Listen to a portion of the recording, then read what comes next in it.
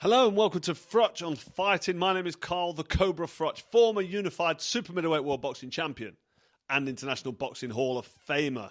This episode is brought to you by Cobra Casino.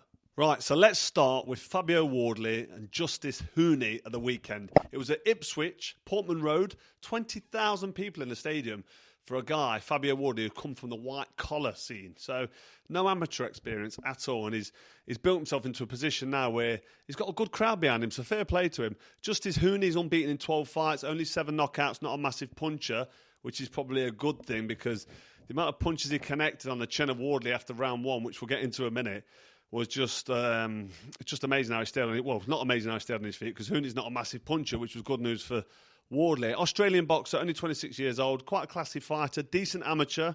He won a bronze medal in the World Amateur Championships, same as what I did as an amateur. And that's a good achievement because to win a bronze medal or any medal in the World Championships, you've got to be able to fight, you've got to be able to box, you've got to be able to take a punch, you've got to know the game. And Fabio Wardley's got none of that experience at amateur level at all. He's coming into the professional game just on a bit of white-collar background. So he's done phenomenally well. But let's get into the fight. What happened? How did it go? In my opinion, right, listen, round 1, Fabio Wardley did himself proud. He came out, boxing behind the jab. It was looking good. He was looking slick. And I think the fight was going to plan as far as him and his team were concerned. And it was like, right, okay, Hoon is not too clever. He's not the best. He's unbeaten. It's a good step up for him, but Fabio Wardley's kind of in control. So fair play to Wardley. But then, from round 2 right through to round 9, and I don't need to break this down. I don't need to go into it. I'll just be honest. Fabio Wardley got battered. He got hit with everything, including the kitchen sink. Similar to my first fight with Groves, actually. But then look at that turnaround. But anyway, he was just getting caught. He was looking very novice-y, which he is, let's be honest. He was looking limited. He was looking like he was running out of ideas, didn't know what to do. He was getting caught with heavy shots. So he showed... Let's look at the positives of taking all them shots, actually, because he showed what a lot of fighters, when they're top amateurs turn pro, they need to show that they can take a punch. They've got to show what they're like when they're under pressure. Can they take a punch for a start? Wardley obviously can. I know Hooney's not a massive puncher, but he's soaking up the punishment and he's still on his feet. Although he's looking marked up and tired, he was still in there firing back. And also that heart and that desire and that will to not want to lose, that refusal to quit. He wasn't feeling sorry for himself. He kept coming out and kept trying round after round and never thought to himself, you know what, I've had enough here. I'm being outclassed. This isn't for me. So we know that Fabio Wardley's ticked the box for taking a punch on the chin numerous times. Whether it's a massive punch or not, it's still from a heavyweight fighter. And he's also ticked the box for heart and desire. So you've got to give him his credit for that. And then somehow in round 10, was it round 10? Was it round 11? I think it was round 10. He just timed a right hand, and we saw little clips of him working on that, didn't we, with his trainer, Ben Davison. Little slip to the right, step to the right, counter right hand. It wasn't even a counter, was it? It was just a well-timed right hand. Both the fighters, Fabio Wardley and Hooney, both threw the same shot, the right hand. And Fabio Wardley's was crisp, straight on the chin, absolutely flattened Hooney. And we'll get into the count in a second, which I think was a little bit quick, and the ref was quick to jump in. But he flattened Hooney, and he was in so much trouble. He was badly hurt, and he must have been thinking, has this happened? I've just battered him for 9 rounds, and now I'm on the canvas. It was wobbling. It was all over the shot. First of all, great time shot by Fabio Wardley. Like I said, stayed with it. Needs a lot of credit for that, to stay in there and then to land a shot like that. It was an amazing moment because the crowd was behind it, the atmosphere. The camera panned into Frank Warren and Eddie Hearn at ringside, and Frank Warren was out of his seat clapping and smiling, and Eddie Hearn was like jaw open, not clapping, looking dejected. And obviously I think he was promoting Huni, or he looks after Huni, Justis Huni, and he used to have Fabio Wardley, so he'll be gutted. Deep down he'll be gutted. That's a bit of a pride dent and a bit of an ego thing where he's now been beaten again by Frank Warren. His fight has been flattened. And, he wasn't quite happy to see that, was he, at ringside? But anyway, moving back to the fight, Huni was flattened and he was on the floor for probably about 6-7 seconds. The ref started counting at 5, which is right because one of the officials in the corner times it. Fabio Wardley's actually released a video doing the count, telling us that the count was okay. And Huni, I think, climbed off the canvas and got onto his feet at about 9.5 seconds, because I've looked at it quite closely. And the ref was pretty quick to just stop the fight straight away. And my problem with that is, it's not that Fabio Wardley couldn't have gone and finished him off because he was hurt anyway. Fabio may have stepped in through 2-3 more shots and finished the fight conclusively. But you do just think, when you've got the house fighter, it is a bit unfair.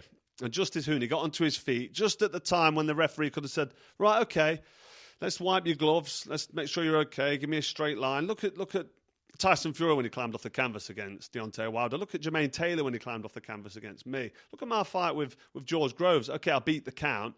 And then what happened later on, people still debate, did the ref stop it too quick? I was a house fighter. I was the champ. I don't like it when you think to yourself, I don't think that fight should have been stopped. It was a bit quick. And it created the debate, didn't it? And that's why I'm addressing it. But for me, Huni was badly hurt. And I think that Fabio Wardley would have finished him. Yes, the count looked a bit quick, and yes, he was quick to stop it, but that's boxing. Fabio Wardley is the house fighter. He'd just been battered for 9 rounds, and he turned it around. He landed the perfect shot at the right time when he was on his back foot, and he was looking like he was going to get stopped. To be honest, I don't even know how he stayed on his feet for 9-10 rounds after just taking an absolute shellacking from round 2. But I can do nothing but give praise to Fabio Wardley. And Justis Huni was very magnanimous in defeat. He didn't complain about it. He didn't bitch and moan.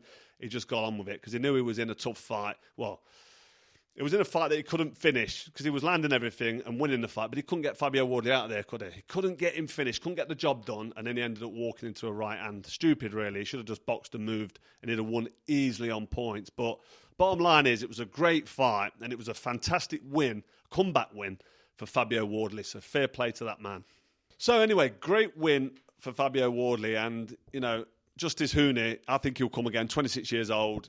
He's got a future in the sport. Let's wait and see. I think he'll go back and have to lick his wounds and look at that fight and take what he can from it. But Fabio Wardley is now mandatory. See, this is the thing with boxing. He's got his ranking up, and he's built himself up, and he's doing really well, and I'm proud of him, and I'm pleased for him. But he's now mandatory for the winner of Usyk Dubois. Alexander Usyk, Daniel Dubois.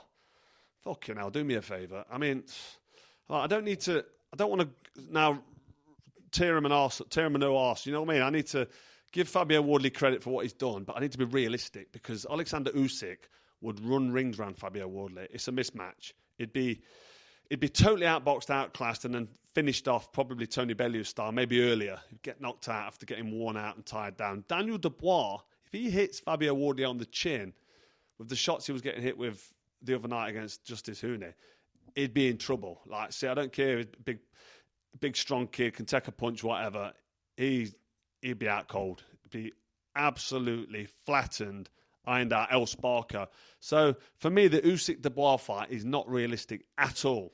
So, you let me know. What next for Wardley? Who would he fight? I mean, you've got Joseph Parker. I think he's too much for Fabio Wardley. Also, we've got Dillian Whyte. He's not going to fight Dillian Whyte because Dillian Whyte manages him. That could be, for the way Dillian Whyte is in his career and what he's done, that could be an half-decent fight from, I know Moses Atoma is supposed to be fighting Dillian Whyte. I don't know if that fight's still going ahead, but Moses Atoma as well, I just think that'd be too much for Fabio. Big puncher, very, very skillful, top fighter. I reckon he'll be a world champion one day, Moses. Cabiel, I don't think, no, can't happen.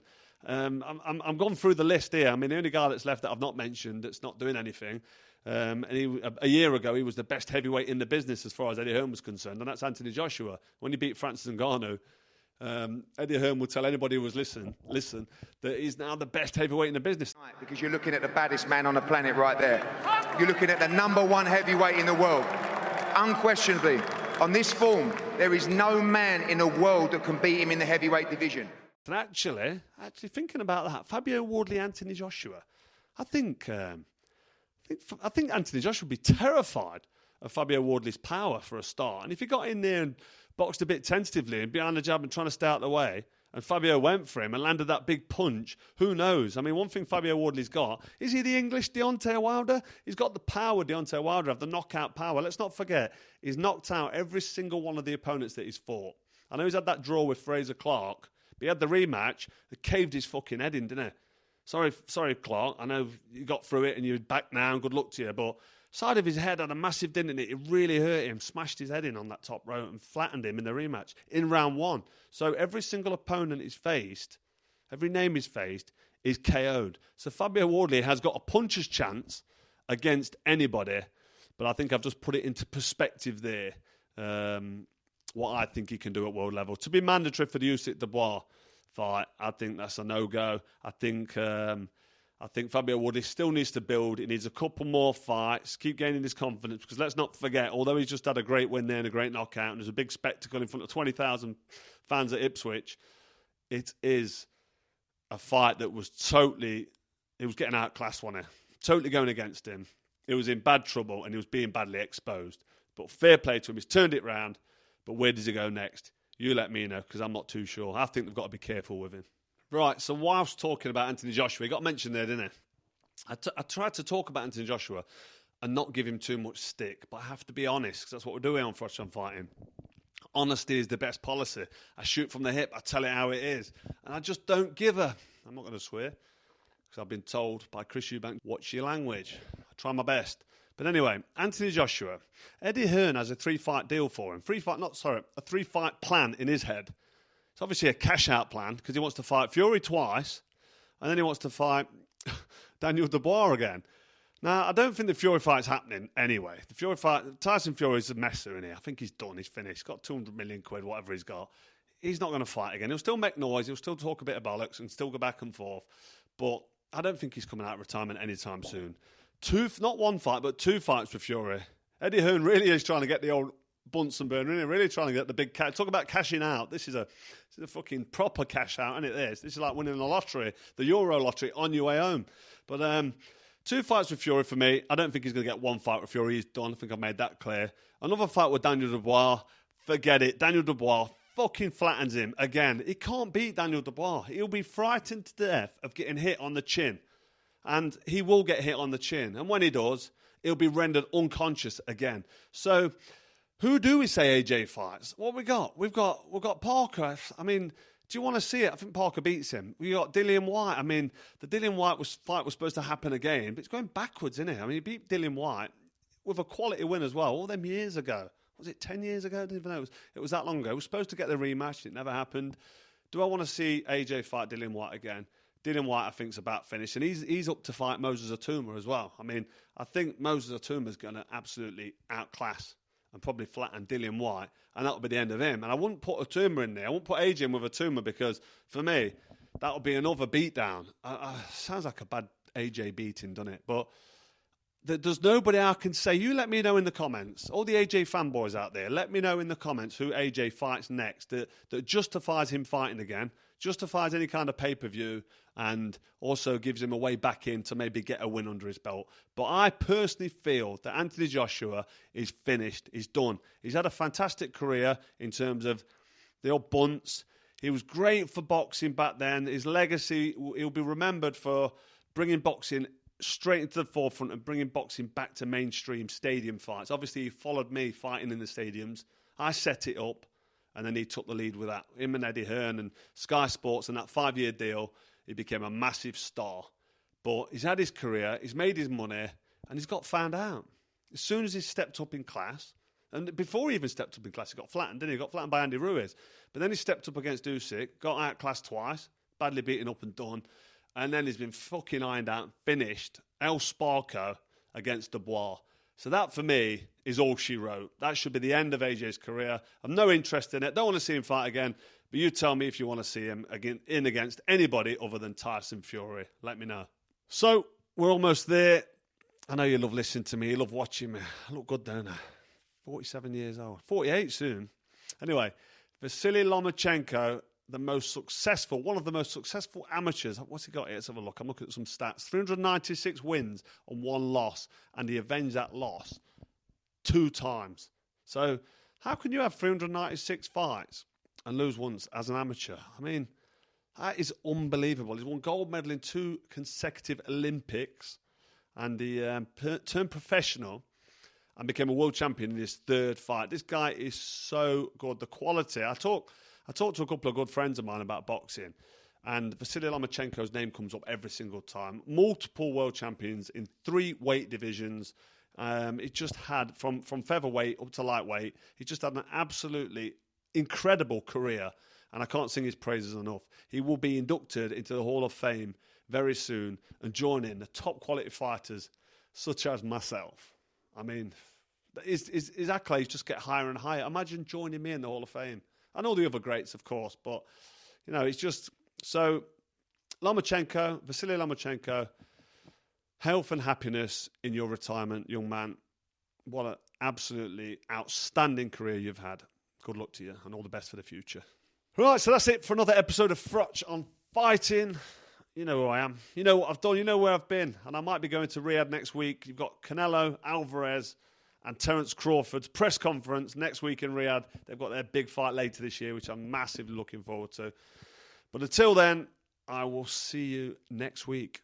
Take care.